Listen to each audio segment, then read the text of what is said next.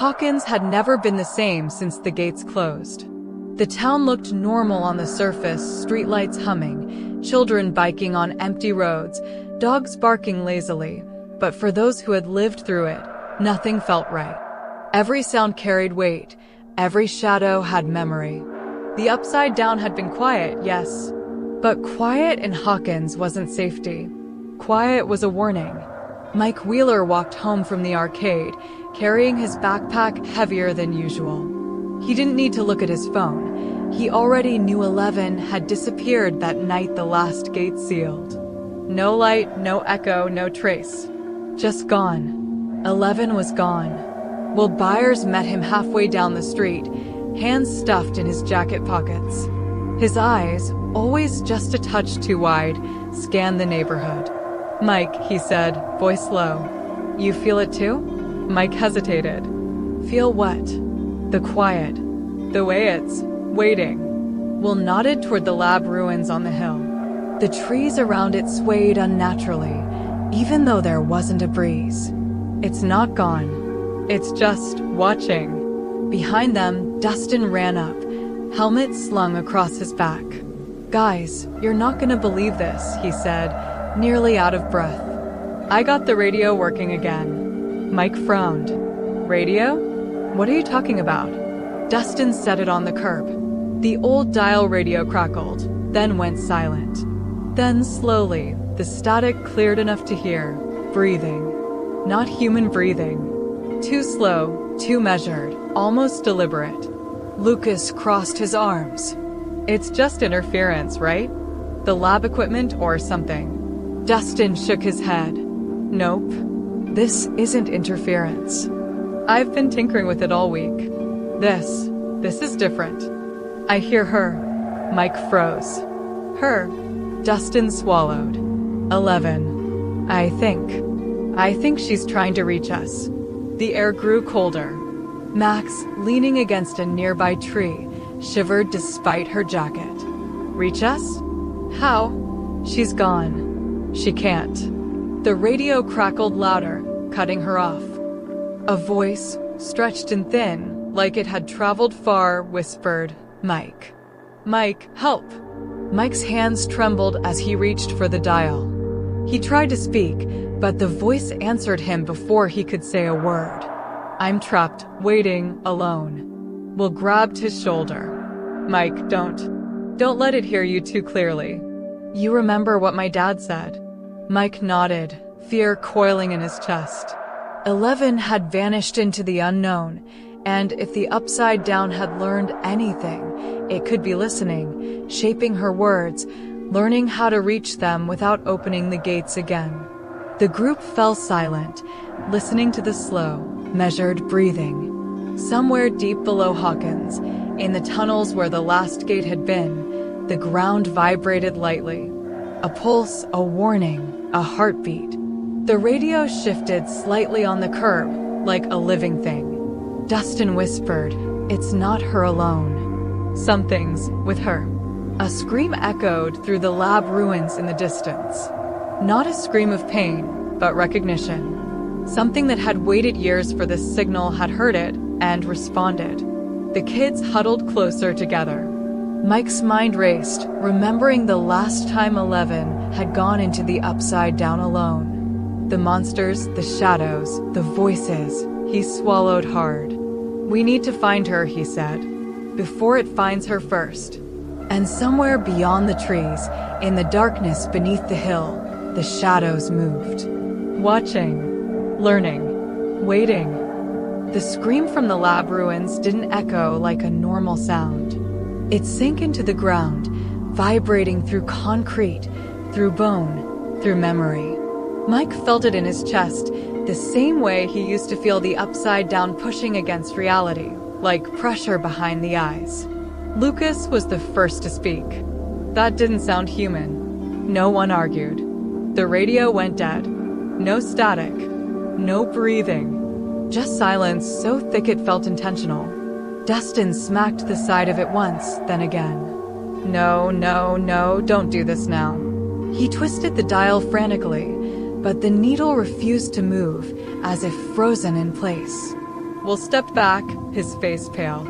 His neck prickled, that familiar crawling sensation returning after years of absence. "It's awake," he whispered. "Whatever closed the gate, it didn't die.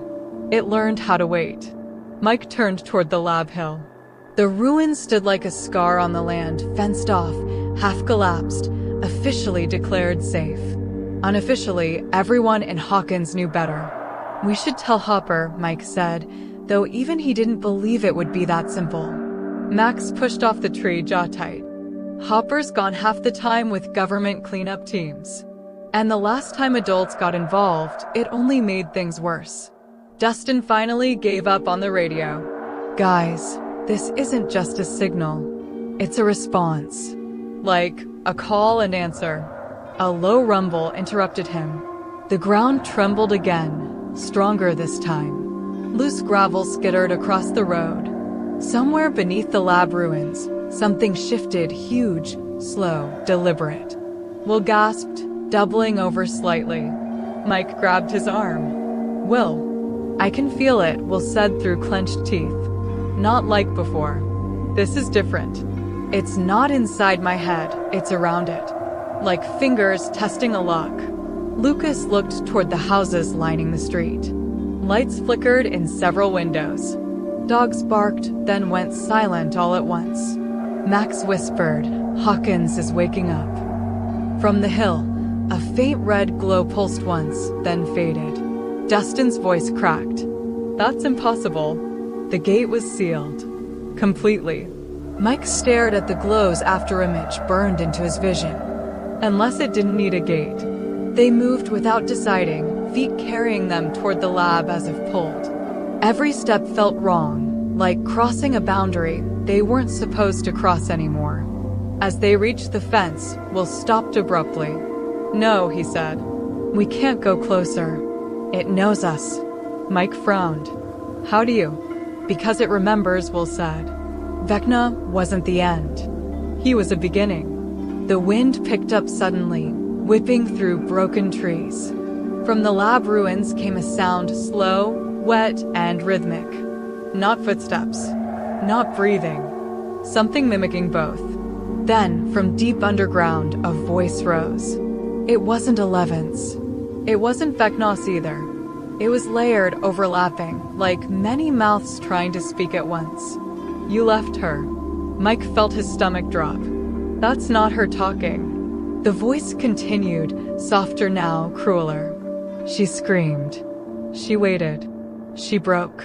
Max covered her ears. Dustin backed away, shaking his head. "It's bait. It's using her."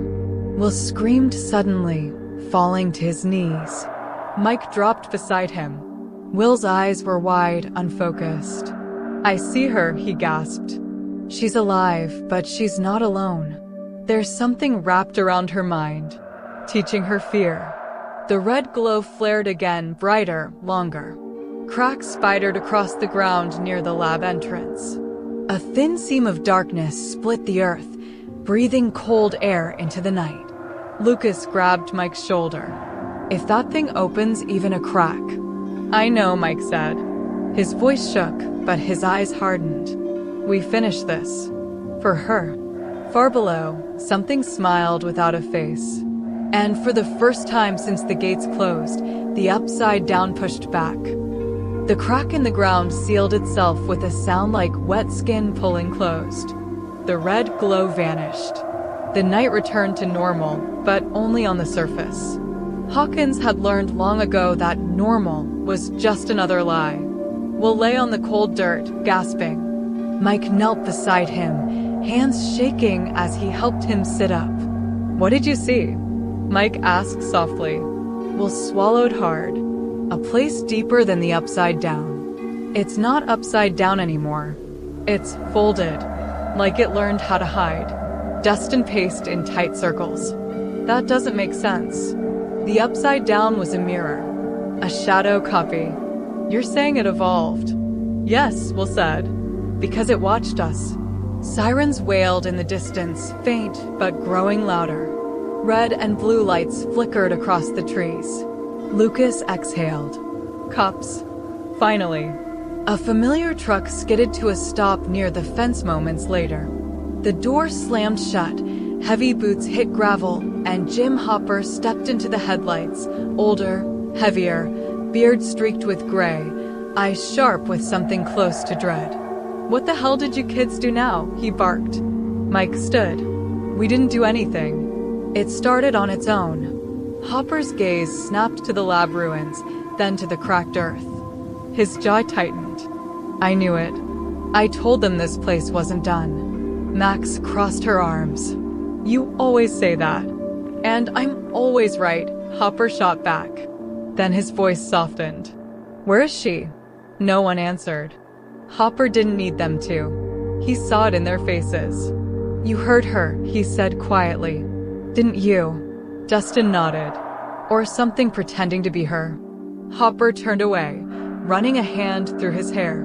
For a moment, the tough sheriff mask slipped. "I felt it too," he admitted. "About an hour ago. A pressure. Like someone knocking from the wrong side of reality." Will stiffened. "Then it's spreading." They regrouped at Hopper's cabin. The fire crackled too loudly in the silence. Radios lay scattered across the table, every one of them dead. Dustin stared at the wiring, baffled. It's like something is jamming everything at once, but selectively. Like it's choosing when to listen. Mike sat on the floor, back against the couch, staring at nothing. 11's voice echoed in his memory, not the radio voice, but the real one. The quiet one. The scared one she never showed anyone else. "I left her," he said suddenly. Max looked at him. "Mike, she stayed behind so we could seal it. We promised we'd find her." His fists clenched. "And now something else has." Hopper leaned against the counter. "When I was in Russia," he said slowly, "I saw things they pulled from the upside down. Creatures that didn't attack. They watched. Learned patterns. Copied behavior." Dustin's eyes widened. "You're saying this thing learned her?" Will shook his head violently. "No. Worse. It's not copying her. It's rewriting her." The lights flickered. Every radio on the table snapped on at once. Static poured from them like breath. Then silence. A single voice emerged. Clear. Familiar. "Mike."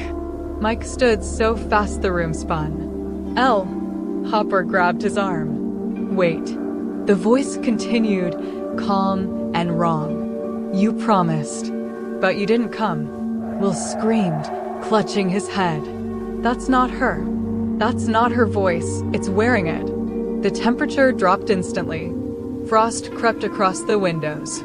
The radio spoke again, this time layered, distorted. "She belongs to us now." A shape formed in the fire's reflection, tall, unmoving, watching from nowhere and everywhere at once. Not Vecna. Something older. Something patient. Hopper reached for his gun, heart pounding. "What do you want?" The fire went out. In the darkness, the voice answered. "Open the way." And somewhere far beyond Hawkins, 11 opened her eyes and realized she could no longer tell which thoughts were hers. 11 woke to silence. Not the quiet of Hawkins at night, not the empty hum of the void she once used to enter minds, but a silence that pressed inward, heavy and suffocating, like the world itself was holding its breath. She lay on cold ground that wasn't ground at all. It pulsed faintly beneath her, like muscle beneath skin. The sky above her wasn't dark, it was folded, layered, twisting in slow motion, colors bleeding into each other like bruises. This wasn't the upside down she remembered. This place was deeper. "Mike," she whispered. Her voice didn't echo. It vanished, swallowed whole. She sat up, pain flaring behind her eyes. Every time she tried to reach out, tried to see, something pushed back. Not violently. Gently, like a hand guiding her away from a locked door. "You are safe here." The voice came from everywhere. 11 staggered to her feet. "No," she said firmly. "I want to go home." A shape formed in the distance, not humanoid, not monstrous in any familiar way. It was tall, thin, stretched between dimensions, its surface shifting like wet shadows clinging to an invisible frame. "Home is broken," it replied. "You broke it." 11's chest tightened. Memories surged, closing the gate, the scream, the tearing sensation as reality snapped shut around her. "I saved them. You delayed the inevitable." The world around her changed. She saw Hawkins not as it was, but as it could be. Streets cracked open, houses sinking, people frozen mid-scream. And at the center of it all, the creature stood untouched. 11 fell to her knees. "What do you want?" The thing moved closer, not stepping, but sliding through space. "You," it said simply. "Your mind survived where others did not. You adapt. You learn. Just like us." Images flooded her thoughts, her voice through radios, her memories reshaped into weapons, her fear sharpened and broadcast like a signal. "They will come for me," 11 said.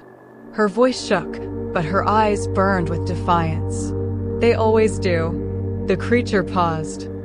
"That is why they must be stopped." Back in Hawkins, the cabin shook violently. The radio screamed, every frequency overlapping. Will collapsed, clutching his head as blood trickled from his nose. "It's pulling her apart," Will cried, teaching her how to break herself. Mike slammed his fist into the wall. "No, she's stronger than that." Hopper stared at the dead fire, dread settling deep in his gut. Strength isn't always enough. The lights blew out entirely. In the darkness, a new sound filled the room, not from the radios, but from beneath the floor. A low, rhythmic thud, like something massive pressing upward. Cracks formed along the cabin walls. Lucas backed away. "That thing isn't asking us to open a gate." Dustin's voice trembled. "It's forcing reality to thin on its own." Outside, the forest bent unnaturally, trees bowing inward toward Hawkins like worshippers. Will looked up, eyes glowing faintly red. "It's not invading," he whispered. "It's replacing." 11 screamed as the ground beneath her split open, revealing endless layers of darkness below. She felt the creature inside her thoughts now, not controlling, not possessing, but learning. "You will not take me," she shouted, forcing herself upright. She closed her eyes. For the first time since being trapped, she stopped trying to escape and pushed inward instead. Deeper than fear, deeper than memory. She found something still hers. Mike's voice. She grabbed onto it like a lifeline and screamed his name, not with sound, but with everything she had left. Every radio in Hawkins exploded in static. Mike felt his knees as her voice tore through his mind, not words, but raw emotion. Fear, anger, hope. "She's alive," he gasped. "And she's fighting." The ground split open miles away, a thin scar glowing faint red. Hopper loaded his gun, jaw set. "Then this isn't over." The sky above Hawkins darkened unnaturally as something vast shifted behind it, something patient, ancient, and now fully awake. And far below reality, the creature smiled, not in triumph, but anticipation. Because the hunt had begun. If this story gave you chills, if you felt Hawkins breathe again, like this episode and subscribe for the next chapter of Stranger Things Season 6. The nightmare isn't over yet.